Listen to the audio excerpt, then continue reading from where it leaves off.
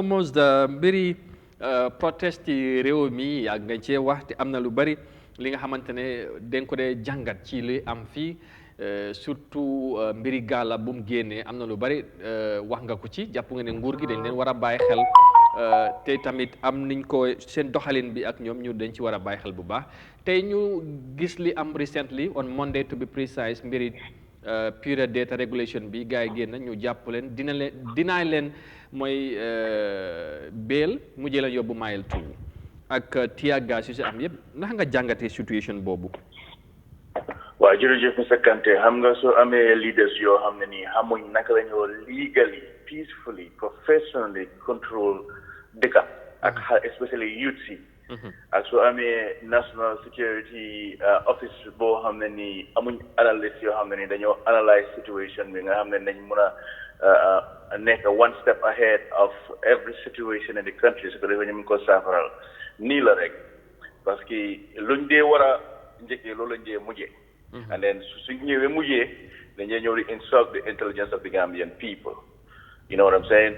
Our committee and all that stuff. We have every right to exercise our constitutional rights.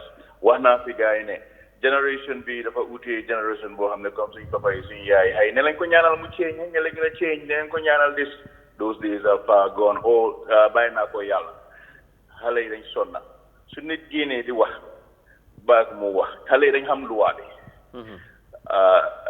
taxaw benn place di assemble is not illegal su ñëwee di use the example of lawyer Dabo that is different. I want to make it clear.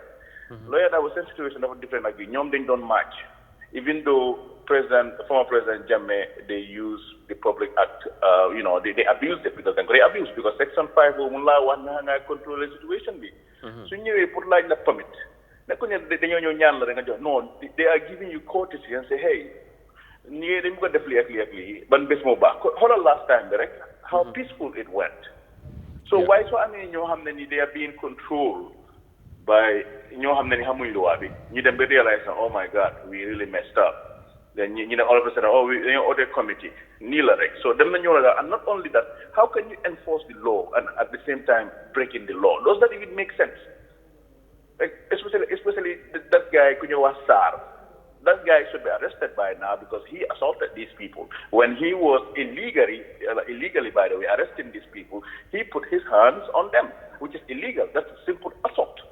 So you tell me now, the break law, nala arrest, even though break law, why you're going to not break law? This is nonsense, to be honest. Okay. Legi ML, since this issue mu am, gis neen government génn na joxe President Barrow establish a committee pour mu review the regulation. Gis neen National Human Rights Commission wax nañ bàyyi ndaw yi waaye tamit ñu fexe ñu soppi li nga xamante mooy di Public Order Act. ñu bari ñu ngi wax this Public Order Act contradiction bu am dafa mel ni suñ constitution bi ak di Public Order Act ñi dañ ko interpréter nii ñi la interpréter ko nale you don't even know who to trust. ndax foog loolu tamit bokk na lu ñu nekk di yóbbu ci situation bu nekk right now as a country. No, the Public Order Act is fine. Let me give you an example. xam nga comme jigéen su dee sëy si Gambie lu ñu dee wax soo demee déglu sa jëkkër moo amee sa caabi arjana nga fa di nga wóolu understand nga. de da ngaa gis ne jëkkër bi su nekkee ne jox na la comme mere na la oo mu bëgg laa wane oo mu ngi fiir si pet nga wane nga ko ne ko damaa seeti suma yaay bu feebar mu laa wax waxi picca non doo ko seeti nii ak nii ak nii tam soo defee nii si tam andi problème si kër gi right.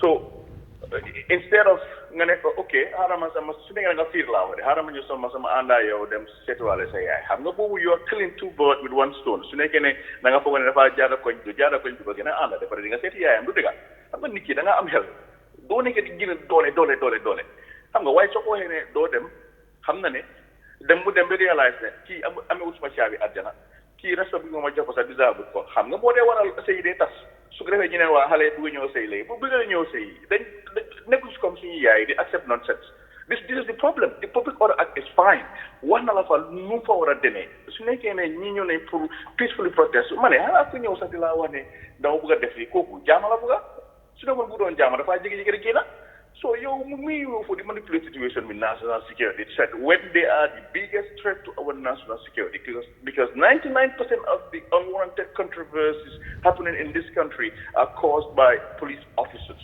and our security forces because someone high up over there is leading the country with his feelings, his personal beliefs, and at the end of the day, we then realize that, oh my God, I broke the law. So what are we going to do? Hold on right now, case bunyo hold right now. So you driver did not even do what he's been accused of. Hold on, Usino Bojan.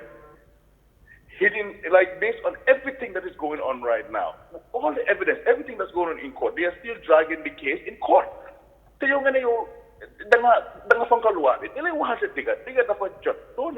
are the custodian of the law. It doesn't mean that you are above the law.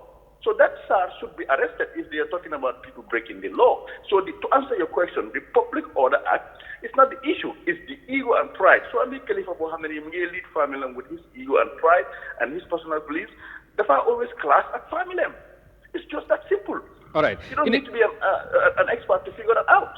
Okay. In a moment, then you watch the head ninga fog ne no la ñu wara mëna handle the situation bi. But before then, crowd management with the police also remains to be a concern to many. Again, that's your domain. How do you think the police should? Because the last protest, ñu handle the situation bi ñu bari dañ leen praise, but eventually they have changed. This lu xew on Monday, ñu bari dañ ko condemn. Naka nga jàngatee loolu tamit? When it comes to law enforcement, your first approach is to de-escalate the situation, especially when people are following the law.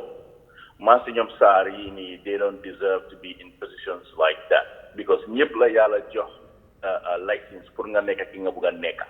So ñëwee am na li nga ñëwee rek si ni comme dafa mel ne ma ñëw sa kër ma ne la ma def lii by force xam nga du dem waaye su ma ñëwee waxtaanaa yow ma ne sa garab bi mu ngi daanu si suma kër rek naka lañ mën a def ba solve this problem xam nga approche boobu di ma déglu. moo tax ma ne the people in our system, they are the biggest threat on national security. We have many issues out there. Suñ border bi mënuñ ko control waaye dañoo jël seen doole di ko teg si citizens ñoo xam ne ñoo leen war a protect comme kilifa boo xam ne nii su génnee si biti mel ni chicken su ñëwee si kër gi nekk gaynde di dox dafa foofu noonu. So this is what we need to stop. We need to stop enforcing the law like animals. Benn ñaar rek dama la arrest. Hey, arrest him. Yow yaay kan nga ne kenn du la challenge. If you're wrong, you're wrong. We are going to challenge you. Legally, professionally, directly, and swiftly. Simple as that. If they want jam, so hey, I'm not going to know, hey, they can, because one night they can be not the way they go, and it's happening because of their behavior. They think, oh, that's how magistrates are. I will arrest him. Arrest him for what? Okay. Under what condition? All right. They want to bigger. It's just that simple. It's just as simple. Let's stop the enforce the law like animals.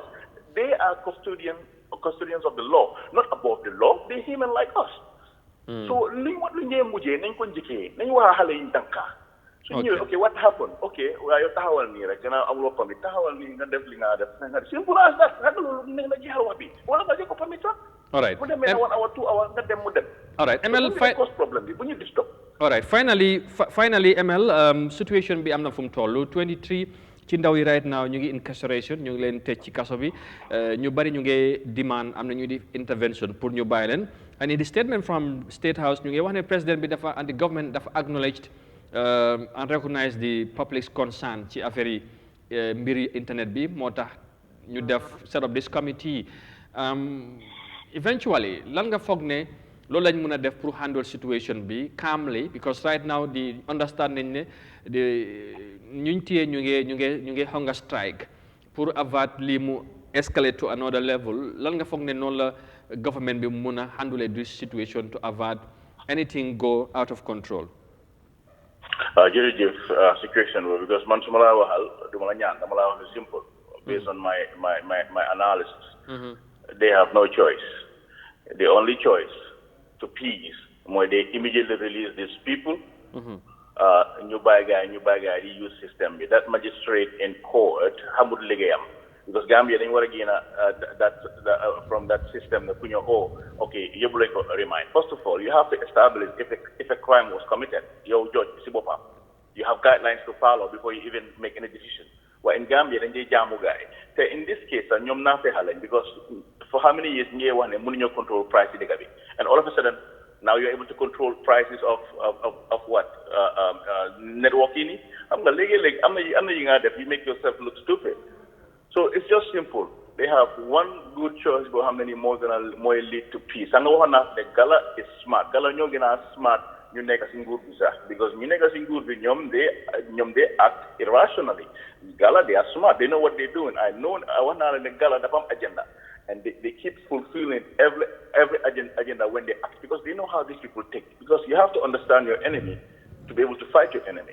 So they will fight these people legally, and President Barrow is allowing people around him to lead his administration to his downfall. Comme mo waxoon suma uncle Nemsi Yàlla Omar Sy bu yaay ma do jaay docteur your boss is leading himself to his downfall. Why? Again, I'm going to ministering. Wala yang am nga yaakaar dama win by force. I'm going to within his circle, ñoo ko let down because there are so many people in the system ñoo xam ne system bi favored guy. Te yaa jëme loolu moo ko dal. Within his circle, from a psychological standpoint, ñoo xam fan la def bagage am ñu laka ko. This is what I want him to understand. Doole du mos a yóbbu dara. Ba pare du ngeen xool how many times la gars yi def doole si dëkk bi.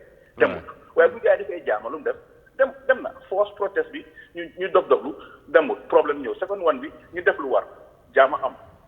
Na gars yi learn from people's mistakes. This country belongs to us and the power belongs to us. Ñun we are not gonna entertain any more nonsense. Ne police bi mun a break the law. But di nga ko utal excuse. Nga bàyyi ko but ku moom amul day so di defee dara nga danga koo tëj for what? All that right. has to end. Thank you. Jerejef ML, thank you very much for the intervention, and we look forward to maybe